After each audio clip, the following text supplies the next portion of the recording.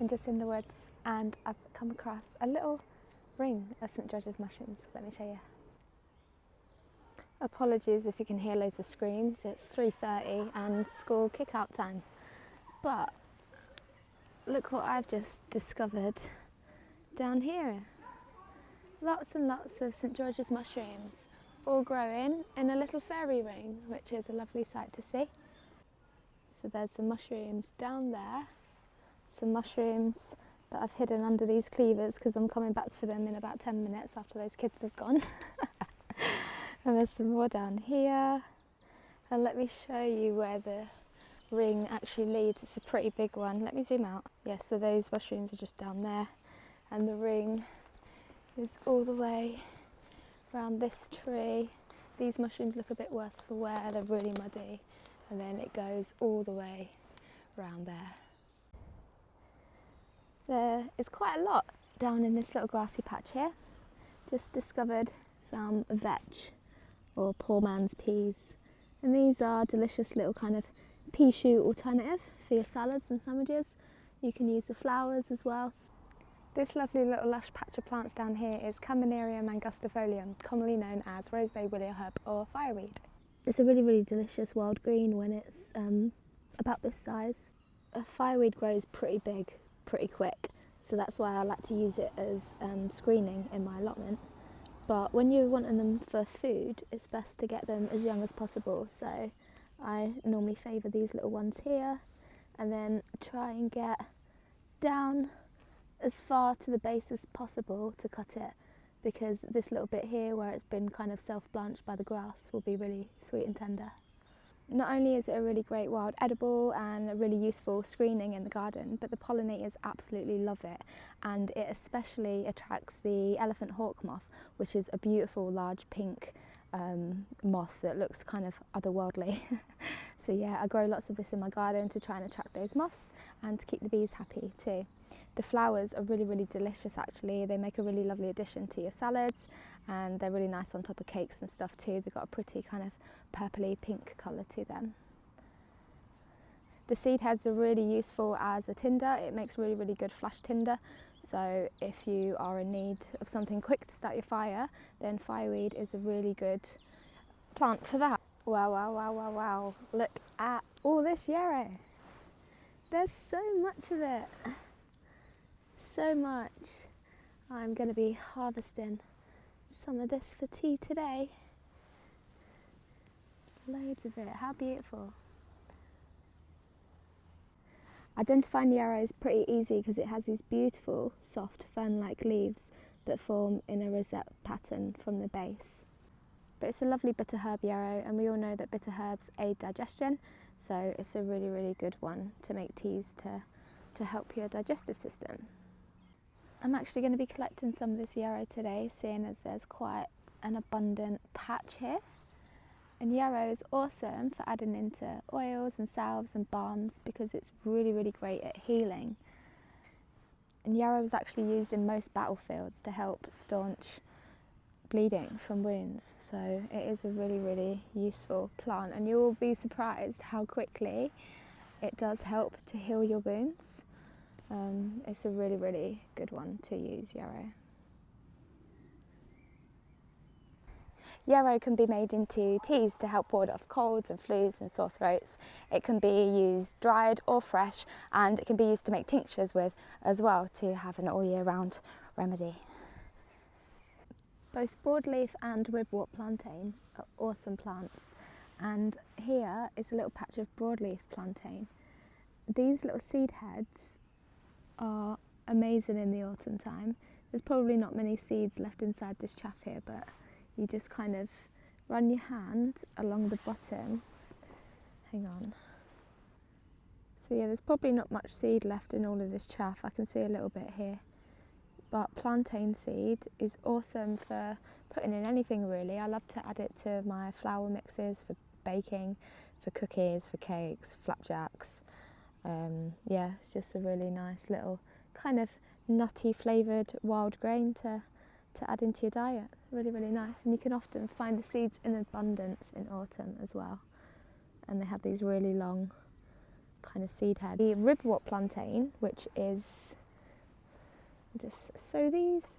Yeah, so this is the broadleaf plantain. You can see the leaves are quite broad, but then you also get ribwort plantain as well, and the leaves on that are much slimmer, and the seed heads are smaller, and they taste just like mushrooms when they're fresh.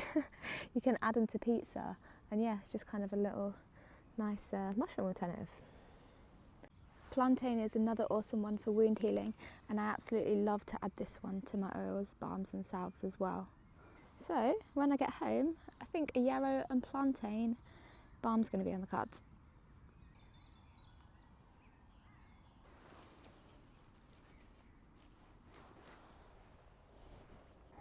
So I did actually come out here today to collect some dandelions, but then it absolutely chucked it down, and you don't harvest flowers on a wet day. So I'm going to leave those for another day.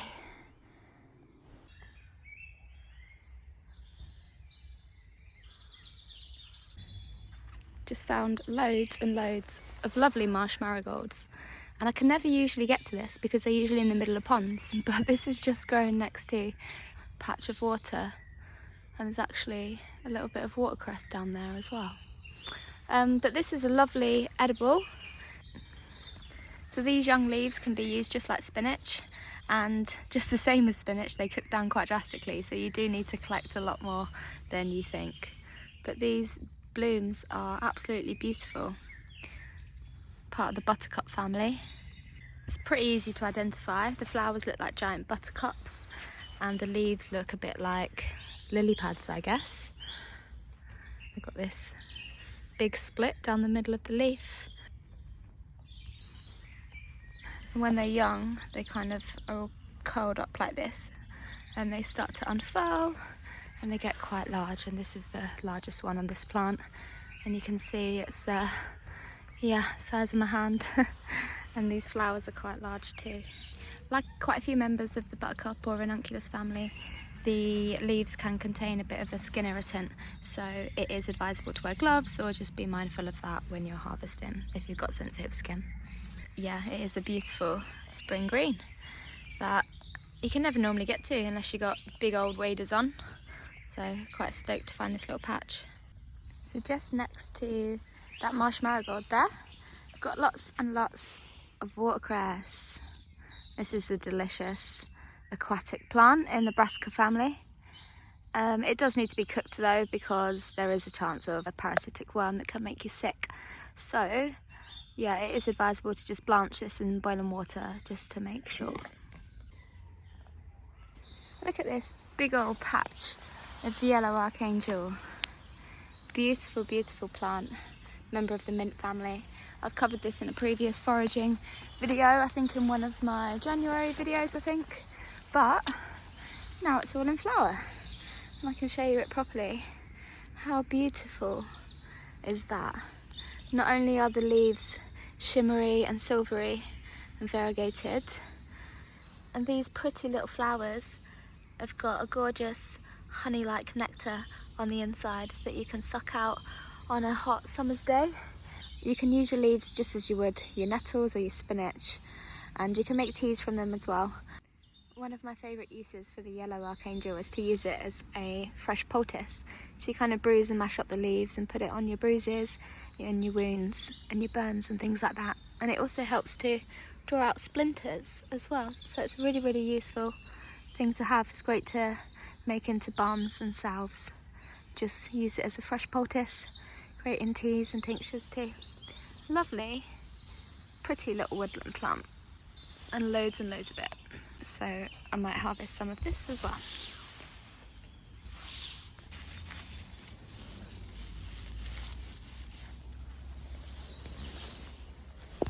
So I've just came back and the kids have gone. So I'm going to get a closer look at some of these mushrooms. And I can see it's all going round in a ring here. So there's some little bubby ones there. Some of these have been picked or knocked over. So these St. George's mushrooms are an awesome spring find that fruits a couple of weeks either side of St George's Day, hence the common name, St George's mushroom. The Latin name I think is CALOCYBE gambosa. But yeah, these are a beautiful edible mushroom, and they're quite a good one for beginners as well, because though they are a white-gilled mushroom and you are supposed to stay away from those if you're a beginner forager, there's not many other mushrooms whose season overlaps with the St George's mushroom. So it's a very, very early fruit and mushroom, so you can almost be pretty safe with what you've got.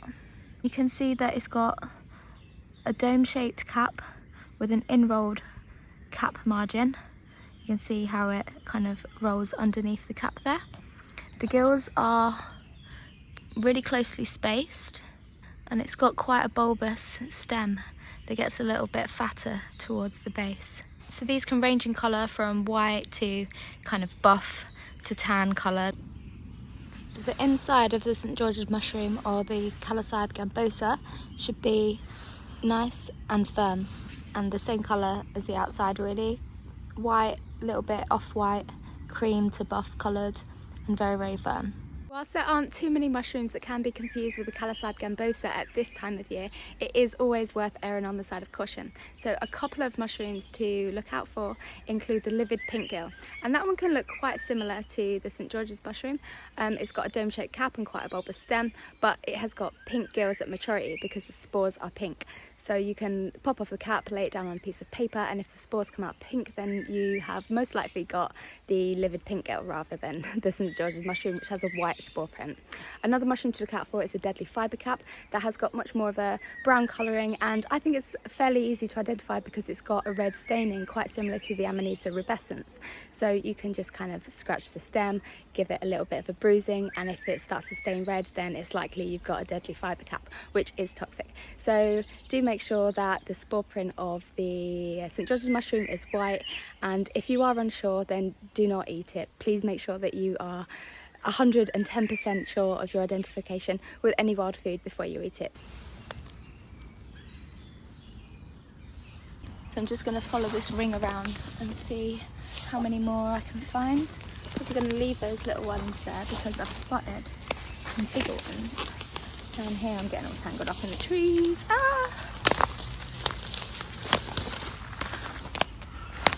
So yeah, down here I've spotted some more. Probably just going to leave those ones because I think there are loads more. That one's a nice fatty. Let's see what he's like. He's all alert, he's all been caught up in the roots of the ivy. Let's get him out. Yeah, decent little guy. This is a great year for them, I hear, from other foragers.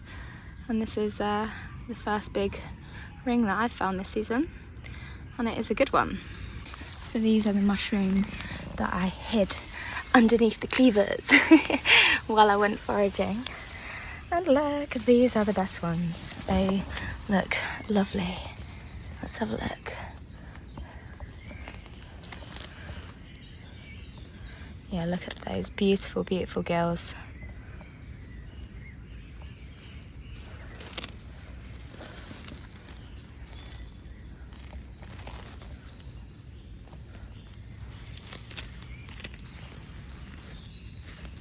They're so tangled up in the cleavers and the ivy. That one's already picked, so I'll take him. And him, he looks great. Look at these guys. Lovely. Pretty stoked with my little haul today. So I'm just going to spend a couple of minutes getting these guys cleaned up, and then I'm going to get them in the basket and head home. Normally I wouldn't clean these up so drastically, but they're in a really muddy spot and it's just pissed it down. So they've got loads and loads of dirt on them.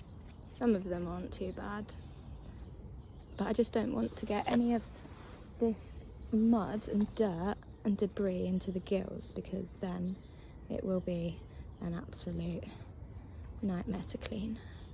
So I'm just doing it now while it's a bit easier and they're not all gonna get dirty when they're getting carried home in my basket then. I hope you can hear me all right because my microphone ran out of battery earlier. So the past 10 minutes or so I've not had my microphone in. Nearly there, just got these ones to go now. Just using my little open-air mushroom knife. It's handy because it's got a curved blade and also this little brush as well, so you can get off any of the dried debris with that first. I am one very muddy but very happy forager.